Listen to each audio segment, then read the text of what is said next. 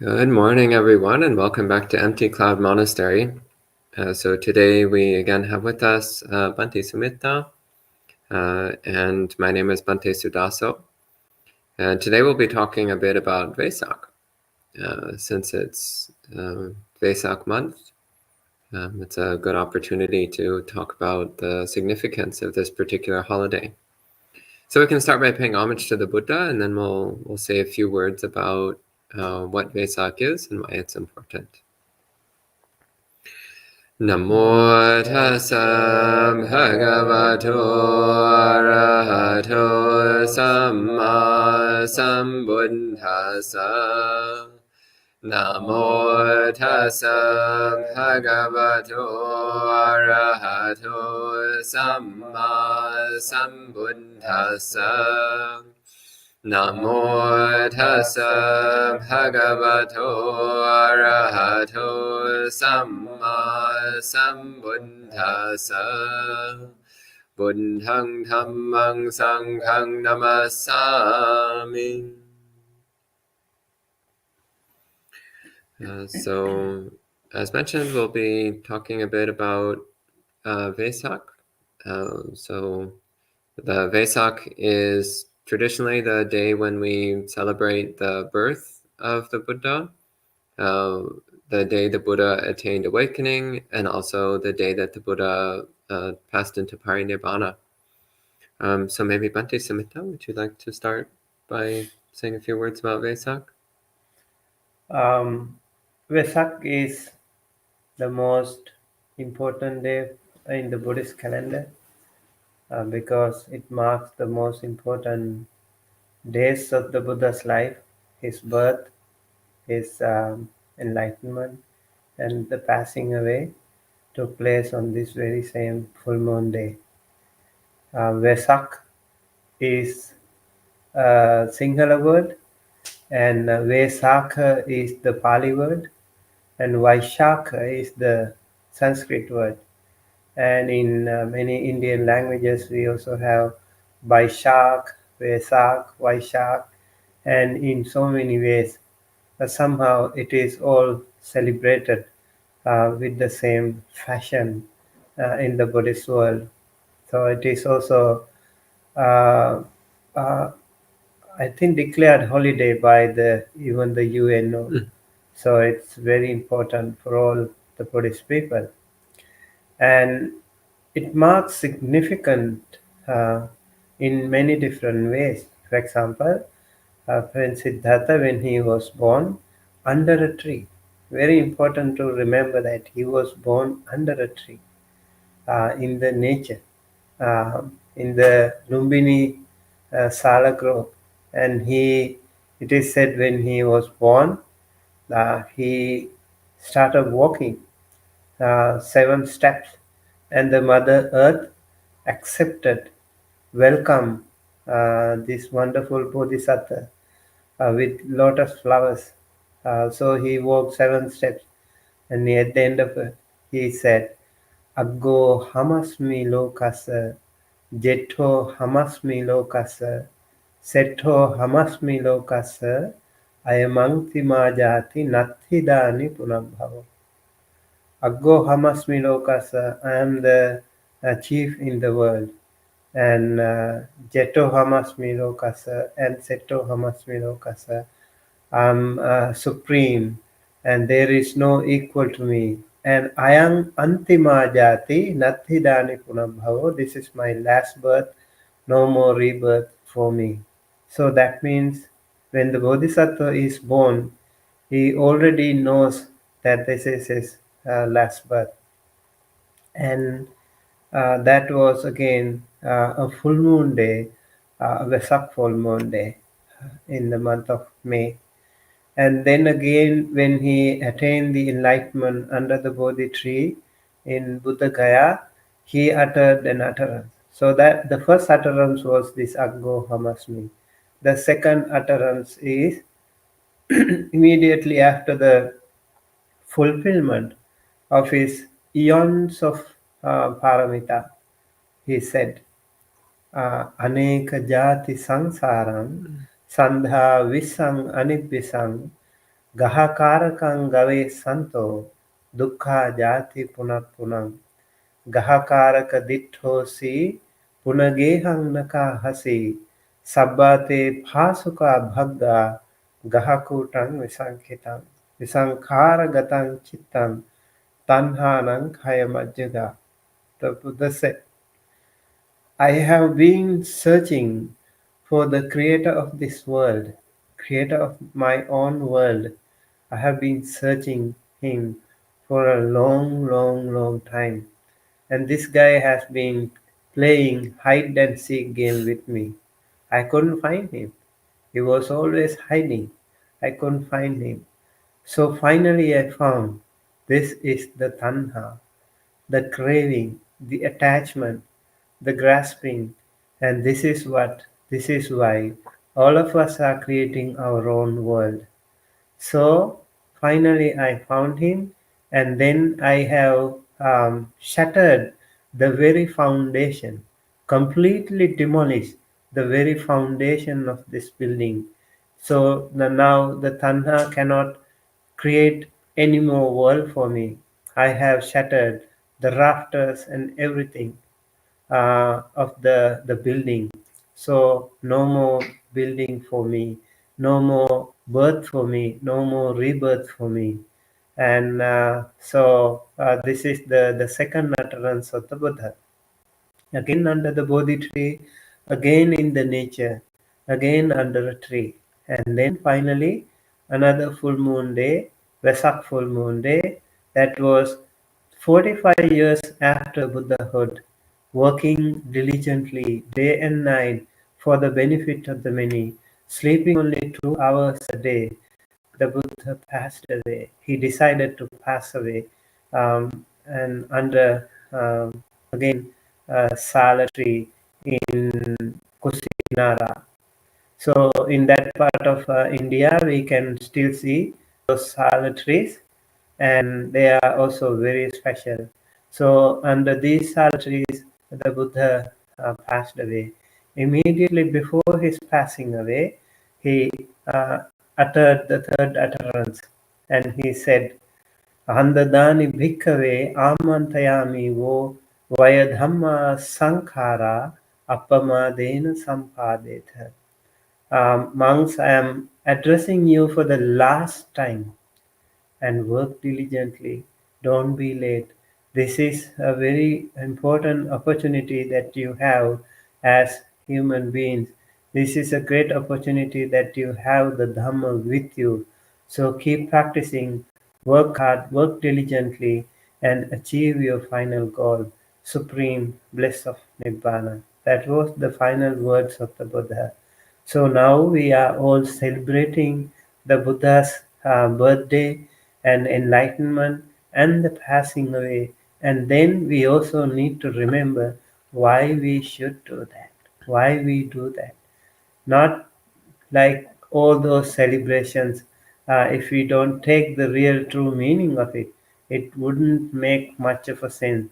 Now we have the Dhamma with us, we have to practice, and we have this Dhamma, and remember sometimes we will never ever have some Dhamma. In some kappa, some eons it is said, we don't even hear the word Dhamma. So let alone practicing, let alone having so many wonderful Kalyana Mitra friends around us.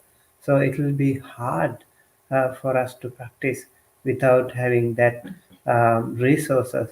Today we have the Dhamma right here with us. So we should continue to diligently practice appamadena sampadeta.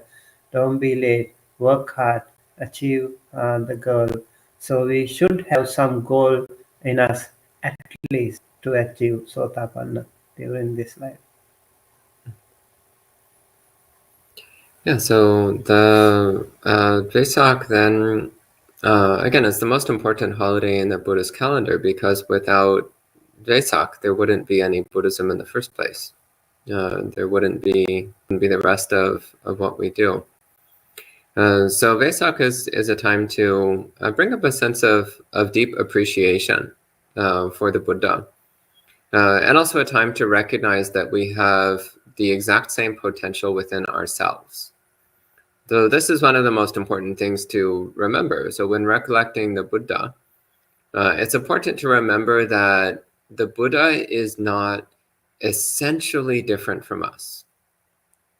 So the Buddha originally was exactly the same as we are.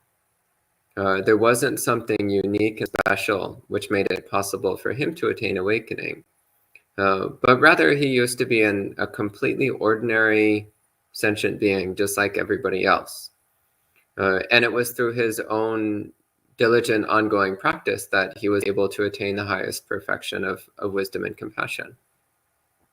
And this is a very important point, because if we think of the Buddha as a unique, special being who's distinctly different from ordinary beings, then it's easy to miss the fact that all of us can become exactly like him. It's easy to miss the fact that we can be exactly like the Buddha. So it's a process, it's a training process. It takes time, it takes effort. It doesn't happen automatically, and it doesn't happen easily. But every single one of us can cultivate exactly the same qualities that the Buddha cultivated, and we can become exactly the same as the Buddha. So in recollecting the Buddha, so again, recollecting his birth, so this is significant. So the Buddha was born as a human being, and he was born not as an awakened being. So he was born as an ordinary unawakened being.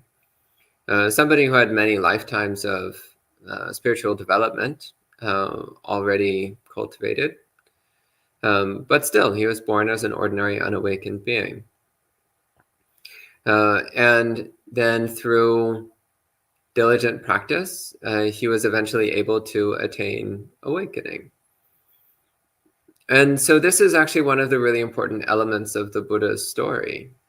So of course we talk about the various miraculous signs which indicated that this was a high-ranking bodhisattva who was bound to attain Buddhahood in this life. There were these indications. But nonetheless, he was born as an ordinary sentient being, just like the rest of us. So this is, again, it's recollecting that every single one of us has the capacity for self-perfection. We have the ability if we make the effort. So basically, the only way to fail at Buddhism is to not try. That's the only way. The Buddha's own practice, if you read through the many lifetimes of the Buddha, and even through what he said about his final lifetime before he attained awakening, what you actually find is this long, long string of mistakes of the Buddha while he was still an unawakened bodhisattva. We have the Buddha to be trying to cultivate the qualities that would eventually allow him to attain awakening. And in the process, sometimes he did wholesome things and sometimes he did unwholesome things. Sometimes he made good choices and sometimes he made bad choices. Sometimes he made wise decisions and sometimes he made foolish decisions. And this is very important to remember, because when we look at our own life, that's what we see. When we look at our own choices, we see some choices that are good and some that are bad. We see some decisions that are wise and some that are foolish. We see that sometimes we act in line with Dhamma and sometimes we don't. So this is exactly the same thing that we see when we look at the past stories of the Buddha. So before the Buddha attained awakening, he was just like us. So then also, again, recollecting the Buddha's awakening, this is a reminder to us of our own future awakening. It's a reminder to ourselves that Buddhahood is something which we can attain. We also can attain full awakening. And the significance of the Buddha's passing away is also the indication that there is an end to suffering. There is an end to dukkha. Sometimes in the course of our lives, we become so used to dukkha that we think that this is just the way things are. the way things always have been and always will be. It's kind of like if you have a rock in your shoe and you just keep walking around and eventually you actually forget that it's even possible to take the rock out of your shoe. You just get so used to that constant pain in your foot every time you step. But it actually is possible. It is possible to take the pebble out of your shoe and walk comfortably. But we need to remember that fact. So similarly, we can get so used to this constant feeling of discomfort and dissatisfaction and discontent, this constant irritation in the mind, that we forget that it's possible. That it's possible to be free of suffering. It's possible to be free of dukkha. So recollecting the Buddha's parinibbana is a reminder that it actually is possible to completely end every aspect of dukkha. It is possible to be completely free of the entire domain of samsara. It is possible to be not limited in any way by any sankhara, by any conditional formation whatsoever. And it's also important then to look at our own life, to look at our own practice, and to see for ourselves that when we do follow the Buddha's instructions, when we do follow the Eightfold Path, then we can experience a little bit of the cessation of suffering. You can get a little bit of dukkha nirodha. So actually, every time you apply the Noble Eightfold Path to your life, then your dukkha will diminish a little bit. Not completely, but a little bit. So paying attention to that then also reminds us, it's like, oh, if you chip off a little bit of your dukkha and you just keep going and going and going and going and going, then eventually you'll get rid of all of it.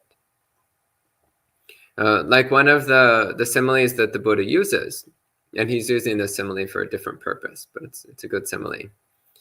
He says if there's a tall mountain, so a tall stone mountain, and once every 100 years an angel comes and wipes the top of the mountain with a cloth, then eventually that entire mountain would be completely eroded. It would be completely wiped away, all the way down to being level with the ground. And the Buddha is using this to demonstrate how long an eon is. But it's also a good way of reflecting upon our own practice. Because on a moment-to-moment basis, it can seem like we keep practicing and practicing and practicing. We keep developing the Eightfold Path, and yet nonetheless, our mind is still flooded with dukkha. And it's like, well, yeah, that's true. Yeah, it is. There's an immense mountain of dukkha in your mind. That's true. And yeah, our practice is like wiping the top of that mountain with a soft cloth. Yeah, it's pretty slow. And yet, with persistence, eventually you can erode the entire mountain. And so recollecting the Buddha's birth, awakening, and parinibbana is a reminder, because the Buddha went through exactly that same process. Countless lifetimes of slowly eroding the mass of dukkha, slowly cultivating the spiritual strength to wipe away that mass of suffering. But it wasn't something that happened instantly. It was something which took many, many eons. It took countless lifetimes to erode that mass of dukkha. But it did eventually come to completion.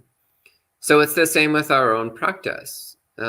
We don't need to worry about how much is left to do. We just need to keep working away, keep developing these supportive qualities of mind, these wholesome spiritual qualities, which lead to eventually attaining awakening. Vesak is a reminder of our own potential. So it's not just a memory of some special person who lived and died a long time ago, and that's a part of it, of course. Part of it is recollecting Siddhartha Gautama, the very wonderful being who lived on this world not so long ago. That's part of it. But a very important part of Vesak is to remind ourselves that we have exactly the same potential, exactly the same capability.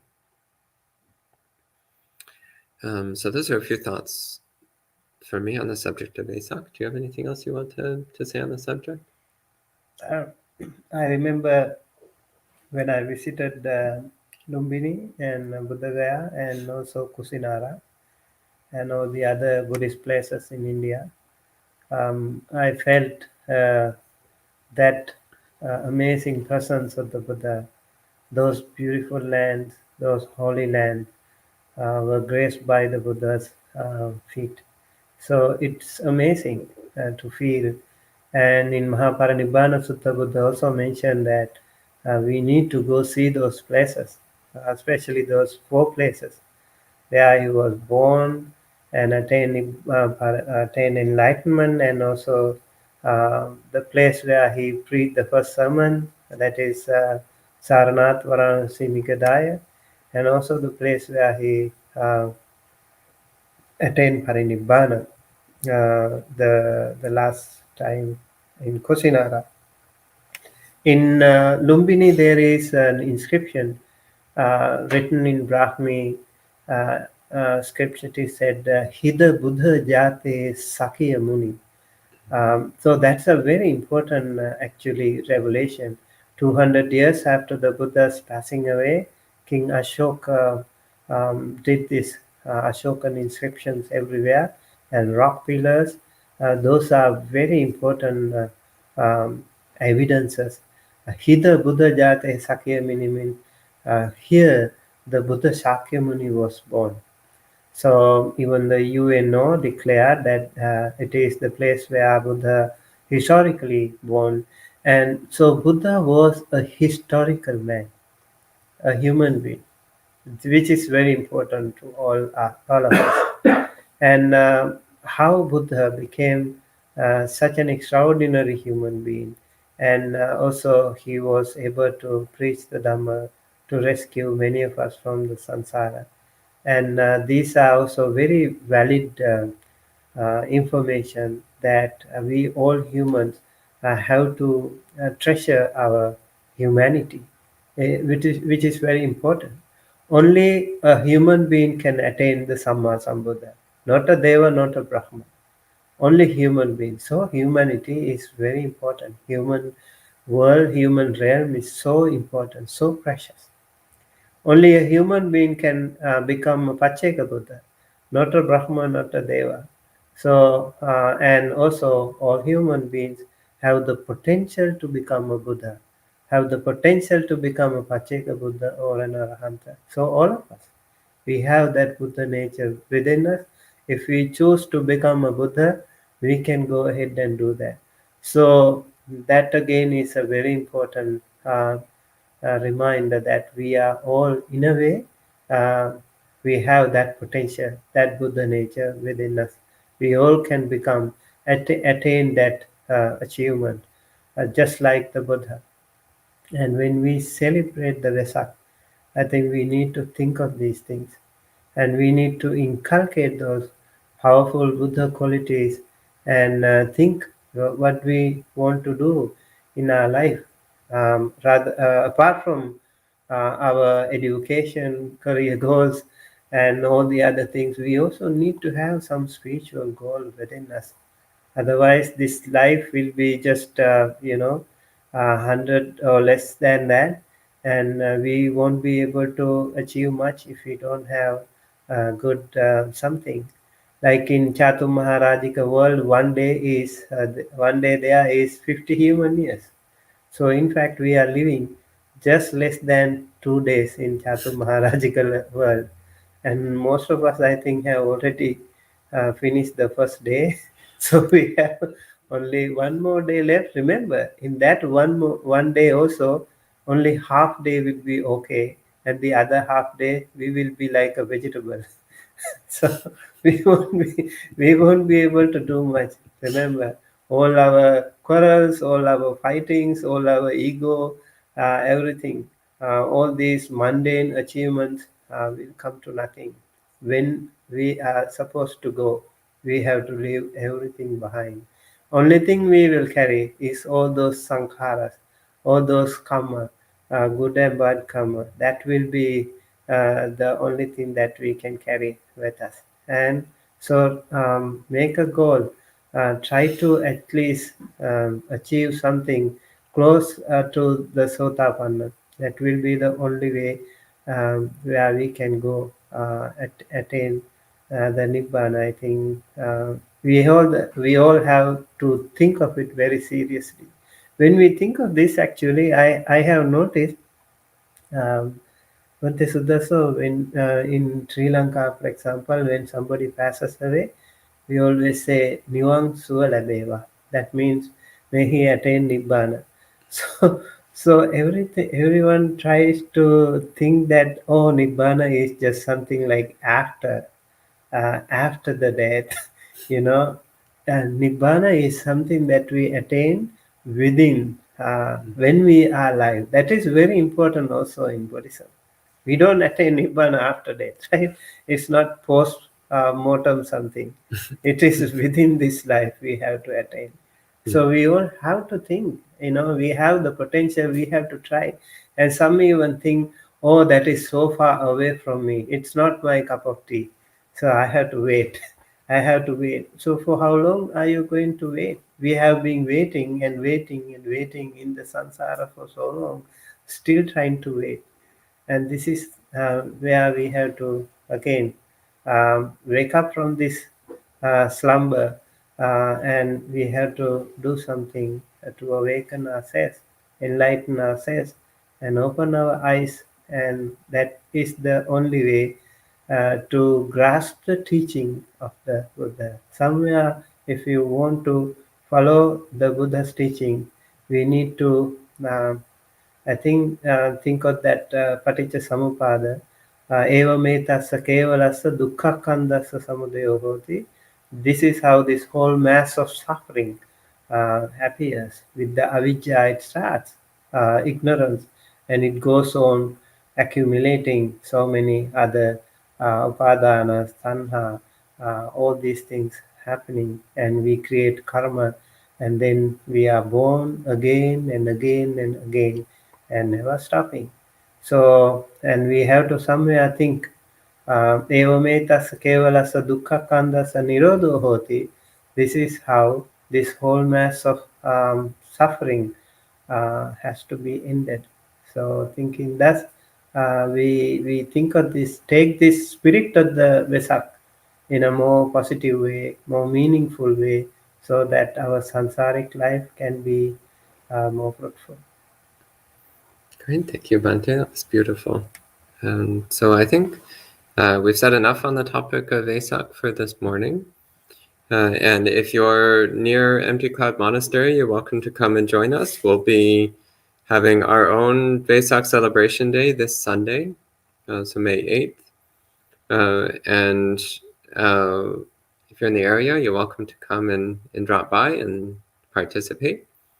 Otherwise, there's, of course, many Buddhist temples around the world who will all be doing programs for Vesak, so you can join in with whatever's going on.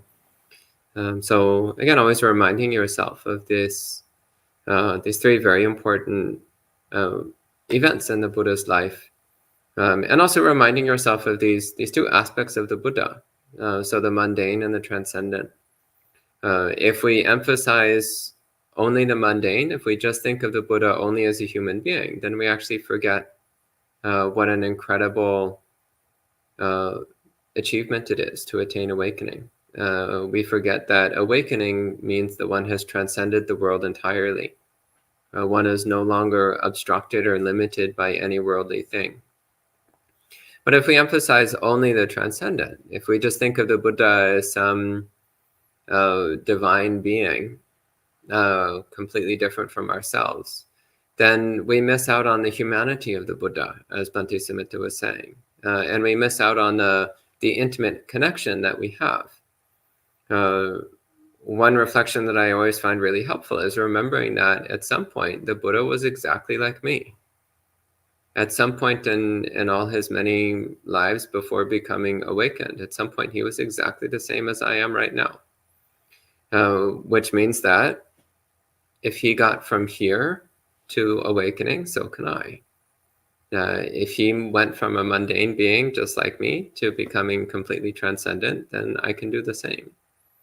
So always keeping these two qualities of the Buddha in mind, the mundane and the transcendent, and not missing out on either one. So again, I think we'll go ahead and end at this point. And if you have any questions on the topic of Vesak, you're welcome to go ahead and ask. Otherwise, we'll have our monk chat this evening where you can ask all the random questions that you might have. Having a look here. So hello to everyone who's joining in. So hello to Kita, Melissa, Michael, John, Sud, Yankee, Sarah, Matthias, Patricia, Janga, Jayanta, Cam, Punam, Victor, Vani, Richard, Nawang, B. Chakma, Fingerprint, Lim, and Deborah. Welcome to all of you. And I don't see any questions. So maybe that's enough for this morning. So we can go ahead and end with 3 sadhus. Sadhu, sadhu, sadhu.